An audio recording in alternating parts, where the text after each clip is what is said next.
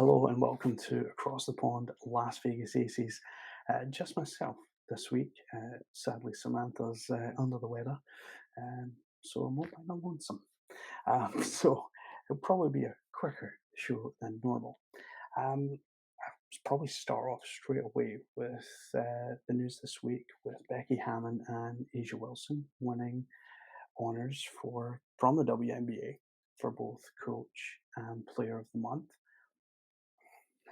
Hardly surprised, given the month we've had. Uh, really strong month, only lost one game, and it really feels like this is. I think we're 10-1 for that whole month, and it really just shows the work that this team is putting together, but also how close of a team that we are. It's great to see them go on the floor, always hyped, always ready to go, and yeah, it's it's a good time to be an Aces fan, let's be honest. And Becky is one of the best coaches out there. A'ja Wilson is one of the best players out there. So I do think, though, and I hope, and I don't think it will, detract from the team because it's a team game. So, maybe next month it's Candace, maybe the month after there it's Jackie, Kelsey, or, someone else picking up that honor. But I think to pick up both coach and player awards is pretty important, and I think it shows the level that the Aces are at right now, and we're doing really well. So yeah, good news all round for both A'ja and for Becky, which I absolutely love. On the back of that, A'ja also more good news for A'ja Wilson. This is like an A'ja Wilson positive show. A'ja Wilson signed a 2-year extension with the Las Vegas Aces. Now, we know extensions in WNBA can be hard to come by, but she has signed a 2-year contract extension, which is going to be awesome. And the deal is for $200,000 each, guaranteed confirming, uh, guaranteed from what we can confirm so far. And, Wilson could have demanded more as a free agent, from the numbers I've seen. Like, she could have asked for, 50 grand more a year. And instead, the team have managed to talk her into staying part of the team without having doubts. 'Cause sometimes I feel like because the WNBA, we do see a lot more movement around players. It is a worry when you have a big star. Look at Chicago; they had Candace Parker. Look where look where she ended up. So I think it's important to sign a player like this. With Wilson returning to the Aces, though, to 2025, it kind of follows the line with Kelsey Plum, Jackie Young, Chelsea Gray. They're all under contract through to 2024. So I think when it gets closer to them, maybe next year, I think we see them signing too. Like, I think we try and keep this team together as long as we can because it's a freaking gold mine. Let's Candace Parker, though, she will be a free agent after this season. And, you know, she is of an age, let's not be flippant about it. But, she's at the latter end of her career. But I think the veteran player that she is has come in and done so well. And I think we've seen this team gel together really well right off the bat, which has been great to see. Really happy to see the work that we put in. That's why we've only lost 2 games all season. Like, it really has been and will be, I think, another couple of championships in the bag if you can keep the nucleus of this team together. So, by having all these players this season and next at a minimum, A'ja for the year after, I think the ownership, are trusting in A'ja, but at the same time, they'll be looking forward to next year. maybe even towards the end of this year, where they re-sign some players and we start to see this team being put together not just for 1 year or 2 years, maybe even three or four. So I think as defending champions as well, like you want to keep the nucleus of your team together as much as you possibly can for as long as you can, for as well, for at least as long as they're successful. And so far, you know, they have been successful and they've grown to get to this point. And they will attract good free agents. Let's be honest. Who doesn't want to play with this team right now? And obviously, there's a big draft coming up next year, so I think ownership are probably looking at that as well. Because in a couple of years, once maybe Candace is done, you will have some younger players coming in, which they can come in out of the draft and go straight into a team. I mean, if they go to like an Indiana or something, they probably start. But if they come to an Aces team that's championship ready, yeah, they're going to be on the bench. So it's uh, it's, it's going to be an interesting one, that's for sure. Um, Asia again in the news. This time she picked her all stars, and first player she picks is Chelsea Gray, going after that point guard. She loves a point guard, and this is going to be fun. We are going to have someone at All Star as well, which is going to be amazing. We're going to post on social media midweek ish before All Star begins, and we're going to have someone there in person, just like we did for the WNBA Canada game um, just before the season began. And it was great to have someone there, be there, and kind of report back for us. And we've got some plans on content and stuff that are going to be coming up. But here's your picture team. And she took Elia Boston, Alicia Gray, Jackie Young, Kelsey Plum, Arike, Elisa Thomas, Cheyenne Parker, Dewana Bonner, and Elena Deladon. So a couple of names in there. They were all Lacey's players. Jackie Young, Kelsey Plum, and Chelsea. So we are, it's all star. I kind of hoped in terms of maybe have two on one and two on the other. But then I was thinking, I might kind of load up on like one team. And then could you really see Sabrina playing with A'ja? Could be fun, if nothing else. The other team, just for note, is Brianna Stewart's team from the New York Liberty. She's taken Joe Lloyd, Izzy from Seattle, Courtney Vanders, Sabrina Ionescu, Nafisa Collier, Satu Sabli, Neka, Kelsey Mitchell, Killia Copper, and Stephanie White will be the team coach. Becky Hammond, just making more aces, will be the head coach of the West. So two amazing teams, and we have seen some really strong All-Star games. Going back to when it was USA against WNBA, like that game was legit good, and I think we're going to see that again. I think we're really going to see a competitive game. Which, let's be honest, like as All-Star games go, that's kind of what we want to see. So this last week, we played 3 games. We played the Connecticut Sun at home. We won 102-84. Again, like me and Samantha have spoken before about blowing teams out. And this was just a continuation. I mean, we scored nearly 60 points and a half against Connecticut. And Connecticut, by the way, no joke, defensively, they are immense. A really good team to watch as well. I think they're totally undervalued in the WNBA. No one played over 30 minutes in this game.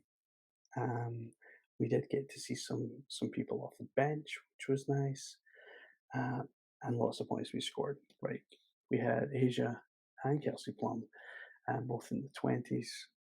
Kelsey Plum with 25, with A'ja Wilson having 23. A'ja Wilson actually has a double double in this game with 13 rebounds as well. I think it was just a really nice paced game. Candace Parker, 15 points, but she was shooting 70%.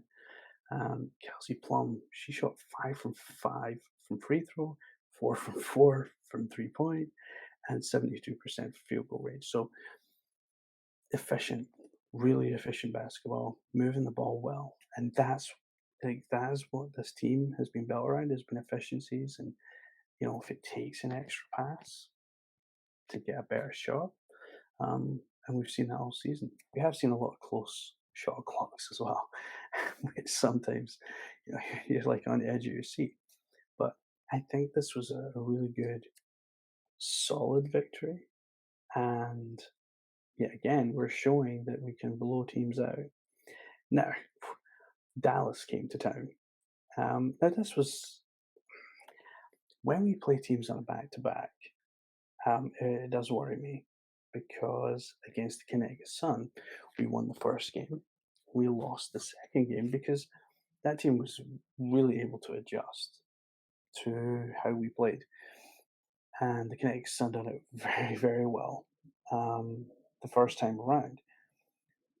This time, we went out at home to play Dallas. We won 89-82. So very close game, very competitive. It was actually a really good game. And it's a Commissioner's Cup game as well. So Dallas, though, they started the strongest. Like, they had 50 points to like our 42 in the first half. And then Becky Hammond took the team in at halftime and, obviously had some words for the team that, this wasn't going to be good enough and we need to step it up. Three players scored 20 plus points. Chelsea Gray, A'ja Wilson, Jackie Young. And this time we really seen a difference in that second half. Now, we missed Kelsey. That was obviously a blow. Alicia Clark came in and played 35 minutes. And, Kelsey Plum is one of these players that she's built her career in stages. And, she was bottom of the bench, moved her way up the bench. And then when Becky came in, Becky made her a starter. And then, like, her evolution as a player has just continued. And I think what this game showed was we missed Kelsey. And it's funny, like, people say you don't know what you've got till it's gone. I think Kelsey is a prime example of that because we really struggled against Dallas in that first game, especially the first half defensively. So don't get me wrong, Dallas were immense, and I give all credit to them. Natasha Howard scored 32 points against us. Like, that's just immense. It's weird, we kept Satu Savali like quiet, I would say, for the night. But one thing I will say about Dallas is they use their team. They don't use the 5 or 6 players. They do seem to use a lot more of their team, um, and hopefully, like we can see more players coming through in Dallas because they are an exciting team to watch. Now, I say they're an exciting team to watch, but what did I say? Playing the team on a back to back. So we won the first game. Sadly, we lost the second game, but we lost it by 2 points, 80-78.